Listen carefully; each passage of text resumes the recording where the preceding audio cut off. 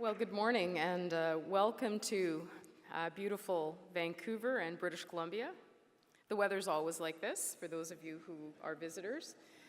And if it's not, we blame the federal government. Weather is a federal issue when it's not going so well. I do want to recognize that we're on the traditional territory of the Coast Salish people, and in British Columbia we are working incredibly hard to partner with our First Nations in every aspect. Apprenticeship is a really great example, and skills training, one of the places where we're working very hard with our First Nations. So I want to thank Sarah for the invitation to be here today. I do appreciate it, and Gary for the introduction. Gary and I work together to improve the trades training system here in British Columbia, and I do appreciate the leadership that Gary provides, and also I know we have a number of board members, I think, from the ITA here as well today. So I want to begin by congratulating you, first of all, on choosing to host your event here in Vancouver. We're always really thrilled to welcome guests to our province. We're doing extremely well on the tourism side of the agenda at the moment, so we love it when people come and boost the economy by spending some time and some money here, so we're pleased about that. But I guess the most important thing I want to say to you today, and it's not an easy conversation to have. Everyone loves to use the word innovation, and I think it's fantastic that we're having that discussion here and in many other forums. It's a lot harder to actually innovate. And so today I hope that we can talk. I'm going to share a couple of the priorities that we have here in British Columbia and really encourage you to think about how we innovate when it comes to apprenticeship and trades training, skills training in the province. So let me give you a little bit of a picture of the province that you're sitting in today. Those of you who are here in British Columbia will have heard me say this before. But one of the reasons that apprenticeship matters so incredibly much at this point in British Columbia's stages, we're leading the country economically. We are predicted to lead the economy in 2016, hopefully in 2017. We have 4 balanced budgets, a AAA credit rating. We have some of the lowest unemployment rates in the country, and we lead the country in job creation. And it's because we've spent a lot of time figuring out how to get to yes. Saying yes to investment in our province, looking at how we're going to expand our infrastructure. We're building bridges and schools and hospitals, and we continue to look at how we get to yes in British Columbia. So from our perspective, we are facing an incredibly exciting and positive future.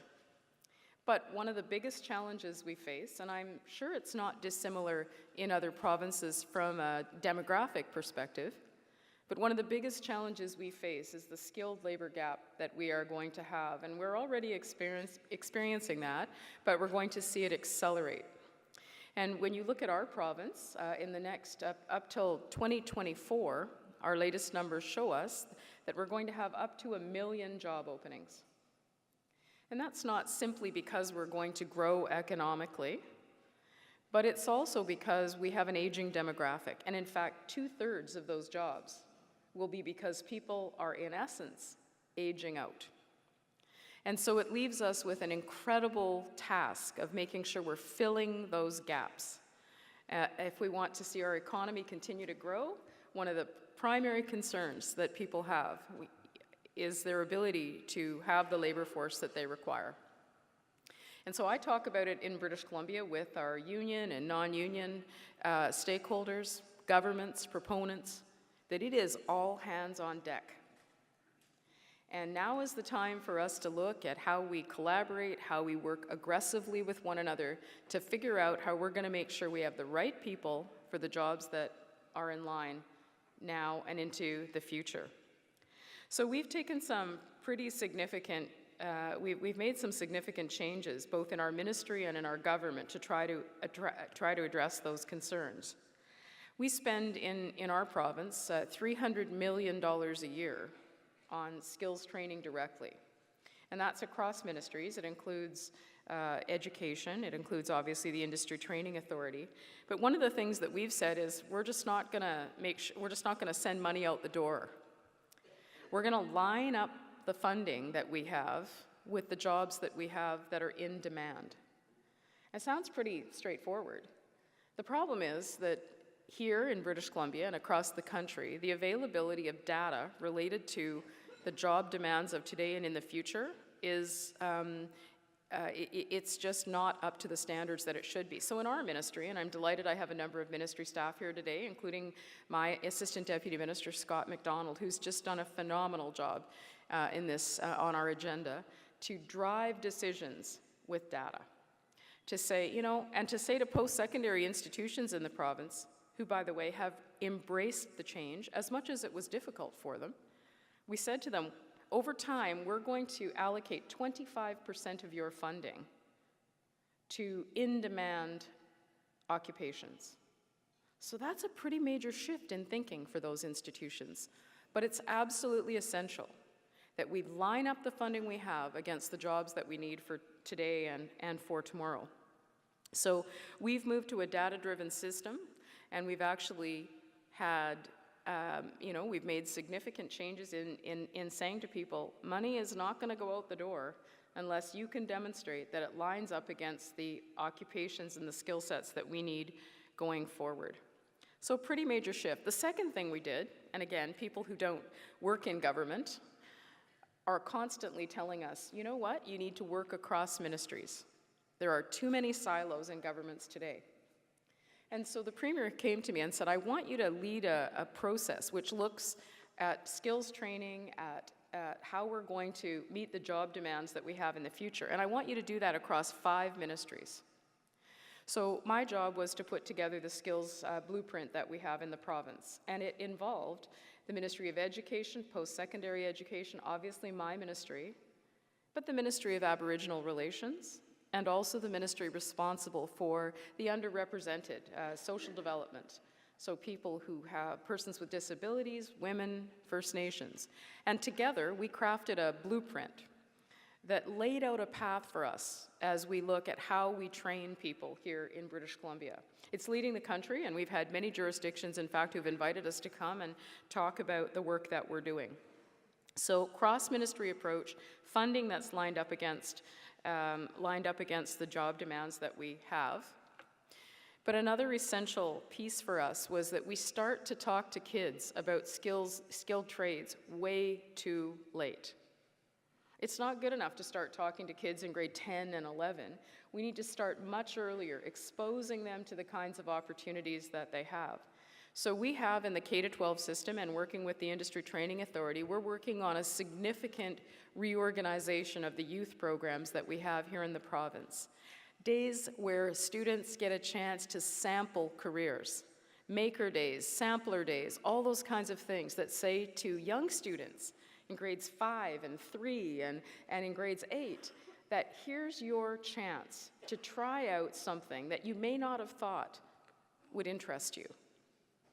And one of the reasons that's really important to me is that we needed a series of programs that led to our dual credit programs, to our pre-apprenticeship programs, and to our apprenticeship program generally, because our completion rates need to improve. Now, I know British Columbia is not alone in that, because I attend meetings with ministers and in fact lead several of the task forces that we have in place nationally. But we have to do a better job of making sure that by the time a student is interested in apprenticeship, that we have a pretty good sense that they're going to be successful. And we think that starting earlier is one of the ways that we can help improve outcomes. So when you think about the kinds of things that we've been doing, reducing barriers is another important thing. And we've seen the number of women, for example, in this province increase in terms of being apprentices in British Columbia, but we're still way below where we should be for First Nations, for women. And so we are targeting our efforts to look at completion rates, to look at inclusion, to make sure that we're improving the system that we have. And removing barriers is very important. We also have some important partnerships that we've just put in place. For example, with the IBEW here in BC, we are working on a mentoring program for women who are currently in the trades. It's great if you get women to finally be a participant in what is still a very difficult place for them.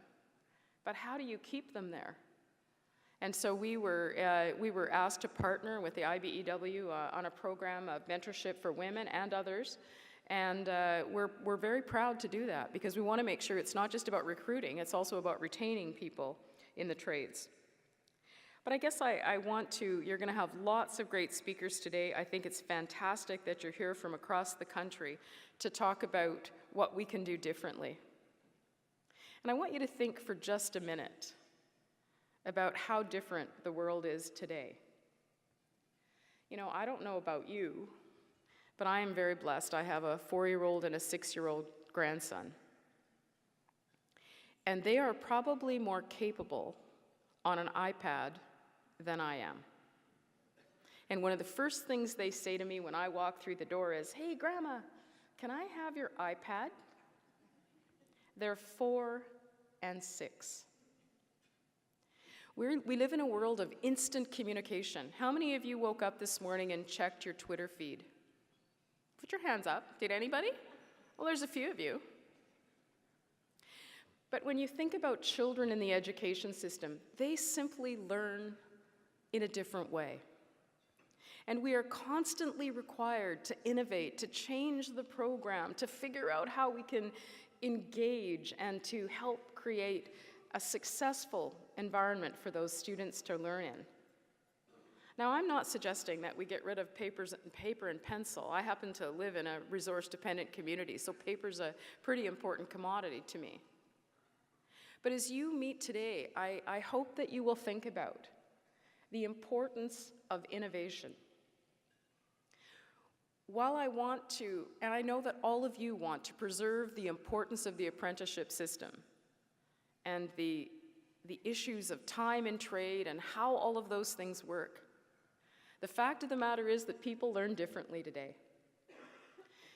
When you can use a 3D printer to create an artificial limb for a child so that a family can afford to replace the artificial limb more frequently because it's less expensive, you can't sit back and assume that we can just do it the same way for the rest of time. Because our children are different, the world is different, the demands are different, the way we learn changes. It doesn't mean stepping aside and setting aside all of those things that matter when it comes to training high-quality apprentices. And so often we hear the argument, well, we're going to water down the trades.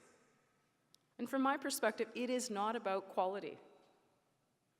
It's about if you want to attract people and young people today, we have to think about how we do that. How do we make it easier for employers?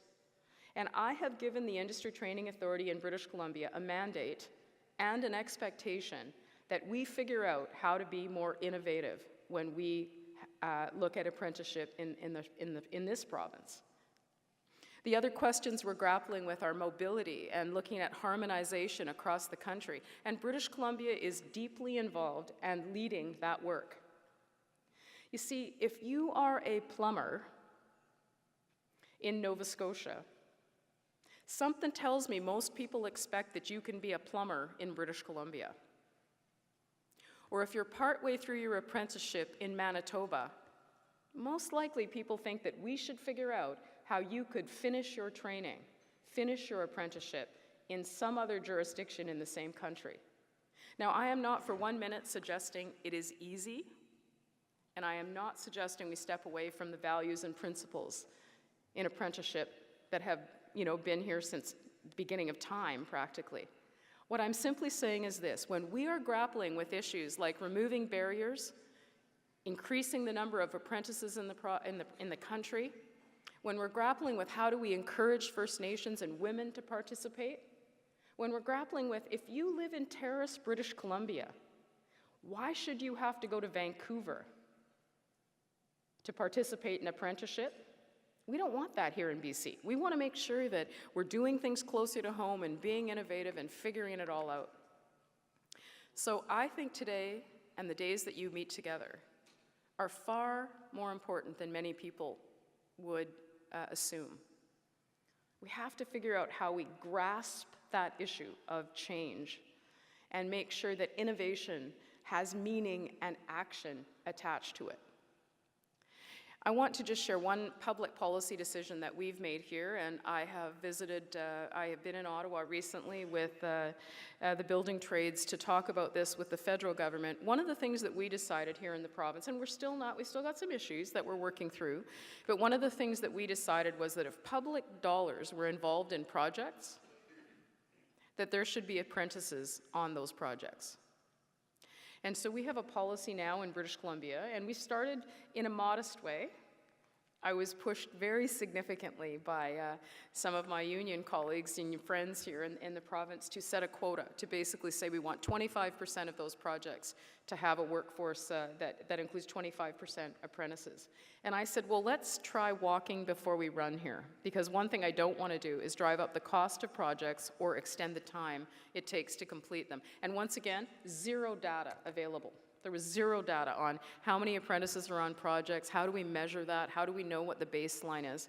So today in our province, if you have a project of $15 million or above, you must have an apprenticeship training plan attached to that project. We monitor, it is rigorous, and at the end of the day, if you don't meet your training plan, we can withhold payments. So we should be clear, these are on public projects, so there's work to be done. We need to measure whether or not looking at that threshold is working. Do we need to look at a more aggressive approach? But I wanted to make sure that we were not having unintended consequences. So we went to Ottawa, and we're saying exactly the same thing to the federal government.